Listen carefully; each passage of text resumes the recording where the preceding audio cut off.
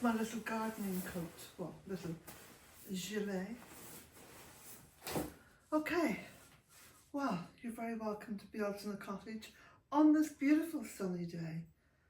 And I'm so pleased that the sun is shining because I'm working outdoors mostly. Well, it's just early afternoon now, and I've come in from the garden, myself and Patsy. She's exhausted, you know what it's like working out there in the cold. Yeah, she's just settled down beside me now. Anyway, the sun is shining, the work is ongoing, and it's very exciting work because I'm creating again. You know, for an awful lot of the work that's involved out there in the woodland, it focuses on woodland management. So you may be creating little areas, you know, or tweaking little areas, but you don't actually get that big creation thing going on. So Storm Dara was difficult, yeah.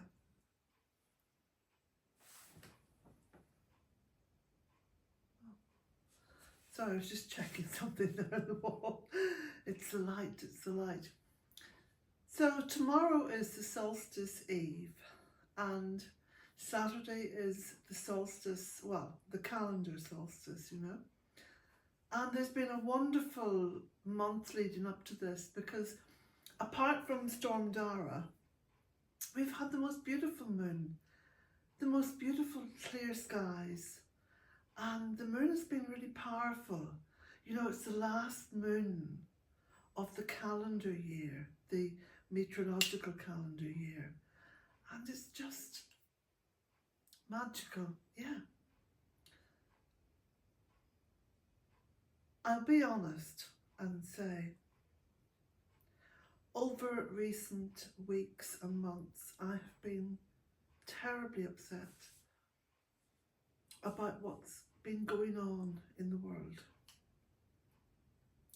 So I have to thank Storm Dara. I have to thank Mother Earth and nature for creating space in my woodland garden for me to have the opportunity to create beauty, to create magic, to create enchantment, and allow me to feel that life is really worth living. Because in today's world, you know, and I'm not talking about Mother Earth and nature, I'm talking about that crazy stuff out there. I get quite emotional actually, you know, when I think about it. So working outside in the garden just allows me to forget all about that and to feel real, because the real world is very beautiful. Do you know that? Of course you know that. Of course you know that. The real world is beautiful. It's magical. It's enchanting. So thank you, Storm Dara, for allowing me to see that again. And for allowing me to be swept up into this tidal wave of creativity. Anyway, I'm going to show you what I've been doing, and I hope you enjoy today's video. And if you like what's happening here at Imbolc in the cottage, please subscribe and maybe even like the video. It's all free. 2 buttons, free. If you're interested in my books, there's a list underneath each video and a little link to my website where the books are. Now, unfortunately, it's too late for posting now for Christmas, but I write with as much passion and hopefully enchantment as I live. So blessings to you all, and blessings to you all for the wonderful solstice, because from that point we are on the ascent to Imbolc. I've written a little book about that too. It's on the website. Blessings to you all. So before we go outside, I just want to show you what my scene through the kitchen window looks like early in the morning. And as you can see, having put some oats out on the bird table, the birds are just delighted. And look at Mr. Blackbird. Lots of blackbirds in the garden. So lovely to watch them.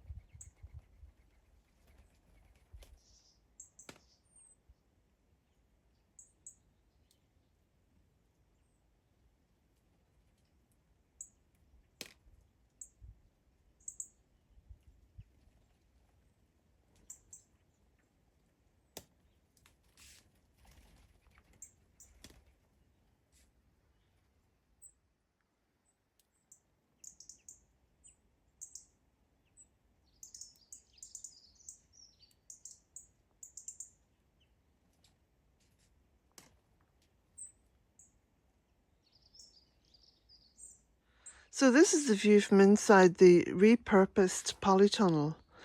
I still have some plants growing in here, but mainly this is used now for storing wood, drying wood, and providing a really good source of fuel for the 3 stoves I have in the cottage. One being the Stanley, one being the wood burner in the sitting room, and the other being the wood burner in the studio. So as you can see, I collect up all the dead and fallen wood, and also the wood that I've cut and, pruned, wood such as this here. You can see the cut on it. And every single piece of wood that is on the property really is used and much appreciated as well. And these are the logs that I've just taken up from the driveway. Now you can see that in the previous video and how I got them up the driveway. So all this is willow here, look. All that's willow. And people have begun to see the value in willow, because over recent years, in fact over the past couple of years, a new company has been formed which produces willow logs. Now, willow logs in that they're, broken down and then compressed into willow logs. They're called willow warmers. Yeah. Quite expensive. I think you pay something like about €7 for, I think about 8. So they work out about €1 each. And they don't last for long on the fire because, it's not like the solid wood. So you can imagine now just how valuable even the goat willow, which grows remarkably well here in Ireland, the goat willow is so valuable now. Yeah. So I think I was a bit ahead of my time 20 years ago when I was planting so much willow and people saying to me, what are you going to do with that willow? Are you going to weave baskets? I said, no, I reckon that willow is a really good source of fuel. And most people would say, oh, but it's very wet, it takes long to dry out. Actually, it doesn't. It doesn't at all. So there you go. Now, of course, this is coming up towards the solstice, midwinter, and you don't expect to see a lot of colour on the land But I've got to show you the work that I did yesterday in pruning back, I mean really cutting back quite hard all the shrubs. I mean, look at this. you can actually see right over that way. So a lot of the plants, the beautiful plants that I have in pots, I'm going to be planting out here now. So this will be an area of low shrubs, and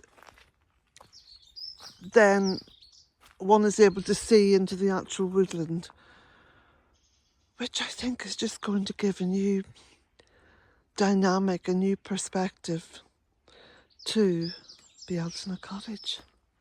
So I'm making a start now on this bed, and I'm moving stones from what was the fire pit over there. You can see there's a big pile of stones that I'm moving. Yeah, it's pretty heavy going. I've stacked all the evergreen from the Korean fir in behind one of the benches over there near the fire pit. And yeah, so I was digging this out. I haven't yet planted that rhododendron, but it's going in there easily enough. And look what I found. One of my lovely cups. Haven't seen that for years. I must have left it there when I was doing some work years ago, and it just got buried. I literally dug it up. Yeah, it got buried. So I'm just trying out a few different combinations of plants. I really want to stick to the variegated kind and the evergreen, and especially ones that flower. So yeah, and as I'm doing this, I'm also moving stones and pruning and just multitasking, but that's how I managed to get everything done, I think. And holding on to this one, look. She's been chasing after what she thought was a little animal. I think it was a blackbird, probably just teasing her. The blackbirds get very territorial at this time of year. Right, okay. So I think it's time to go in and have a cuppa and put my feet up. I feel a bit exhausted now, to be honest. So, again, working in this area. Remember I had these two tires with some spirea growing out of them, which looked lovely during the summer months, but you know, the rest of the year just looked pretty sorry sight. And they were up here in this corner. So what I'm going to do, perhaps today, if not today then tomorrow, I'm getting a bigger pot for this beautiful variegated holly, because I think that really sort of comes out at you there just against that colour on the wall. I should be able to leave this red robin in there. I'm going to move this. I'm going to plant the box out and prune it. I'm going to repot this and give it a bit of a shape, a little bit of topiary, or topiary as it's called. Yeah, so you can see I've been taking all the moss and all the weeds off the gravel and getting it into some kind of nice, sort of easy to manage, but yet beautiful space. So a lot of work to do around the front porch, and trees to prune. These two big, what are they called? Can never remember the name of these. In pots, these two pots here. I'm going to be planting those out. So there's a lot of plants are going to go into this area over here. Yeah, it's just going to be like a sea of shrubs, all flowering at different times. I think that's the plan. This is also going to afford me the opportunity to give this a good painting with the wood preservative, yeah. So I'll try and get that done. This side of Imbolc. Might not be this side of Midwinter, but anyway, I'm kind of working towards it. Do you know, it's fantastic having so much work to do, but it's creative work, and I can actually hear the joy in the birds, as though the birds are just as excited about it as I am.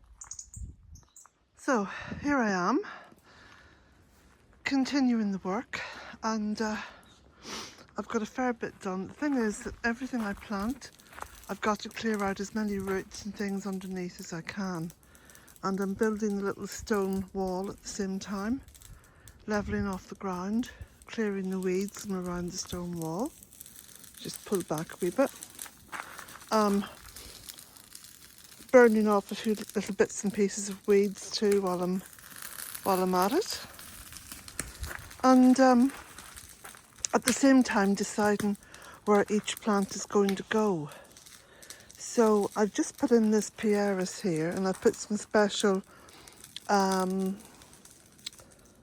what's it called? The special soil, you know, acid soil basically, around it. I'm digging a hole over there where you see the spade for this big holly. It's more of a holly bush, it's not really a holly tree, it's a holly bush, and it desperately needs to escape from that pot. The good thing about all the plants that I potted up for my container garden is that I now have all these luscious, quite semi-mature plants, which are just ideal for here. So even if I'd sat down last year and planned it, I couldn't have done better. I've got lots more plants here to think about putting in. There's a cup of tea that's gone cold. Yeah, so I've cleared a couple of plants from here. I must cut back this box a little bit now. And I've cleared some plants from here. I'm going to give that a good tidy up. There's so many things that I've sort of put in my head as I go along. Now that's a rhododendron there, which I'm thinking about putting into that space as well. All these are not invasive rhododendrons. They are sort of specialised, what would you call them, hybrids, I suppose. They all flower at different times. Now the one that I've put in there is doing really well. This one, which I made this little bed for, do you remember years ago it was a fire pit? That's doing beautifully because of course I've planted a lot of heather around it.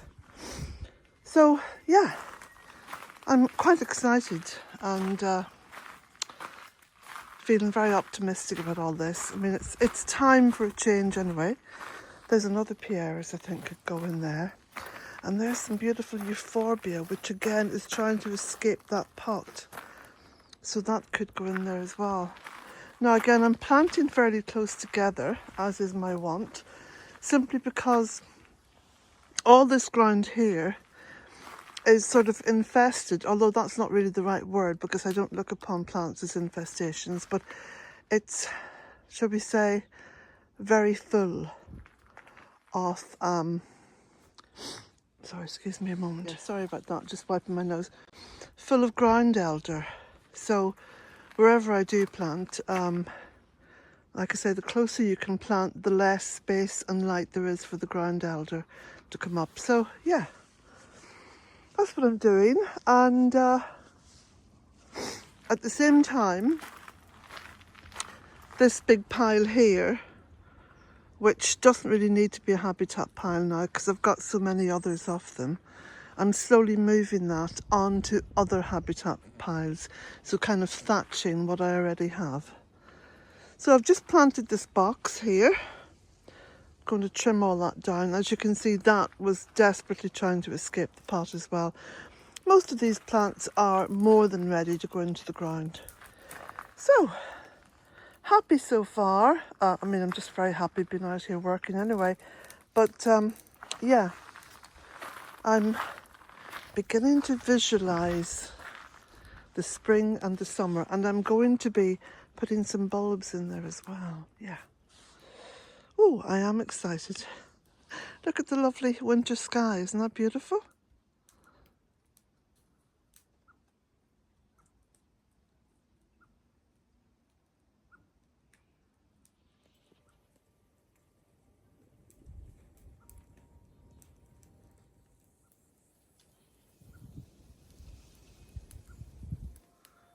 beautiful lichens or lichens on top of this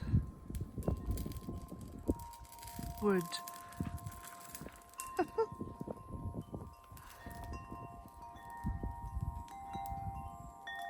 This is another little sort of mini tree, little ornamental tree that I've created using topiary, and I'll be putting that into the bed as well. It's the side of my barn now that all the rubbish is gone, and I'll show you one more little area which I did allude to earlier on in the video, but I'm going to just share it with you now. Here we go. This is going to be my little corner container garden. I did explain earlier on that the 2 towers with the spirea have been taken out, and that's going to be my next little project now to work on in the coming days. Now the light is just beginning to fade on this beautiful day. The sky is quite clear, so it looks as though it's going to be a cold night. The remnants of what I was just burning over there is almost gone. Lots and lots of weeds and ground elder and stuff I pulled up. And I planted both of these hollies, the plain one and the variegated one, and I've also planted and pruned the little box, which wasn't looking too well. It had been in that pot a very long time. So, very pleased with today's work. It gives me the inspiration and the energy to come out here tomorrow and get some more done. Although tomorrow I've got other things to do as well. But I get a little bit done each day, and that way it'll be done. Yeah, there's my spade and my rake standing up there, ready for business tomorrow. So finally, let me just say blessings to you all, and looking forward to the solstice. Happy solstice. Well, just as I thought I was going into the cottage for the evening, I just thought, oh, there's the rake, it's out. I may as well just clean up the path a wee bit. So I've got another 2 piles of leaves. I've already stuck some on the fire and let that just smoulder away. It's a beautiful smell. Yeah. So finally, I think it's finally. Blessings to you all. For those of you who don't know about Bealtaine the Cottage, this was the cottage on the first day that I saw it, 20 years ago in 2004. And my delight has been doing it up over a long course of time, 20 years. I'm still in that process. But planting a woodland around it has brought me great joy. And I'm quite sure has brought Mother Earth great joy as well. It's a wonderful place to live now, and it just shows you the transformation that can be done in 20 years. I don't know what's stopping all the politicians, really.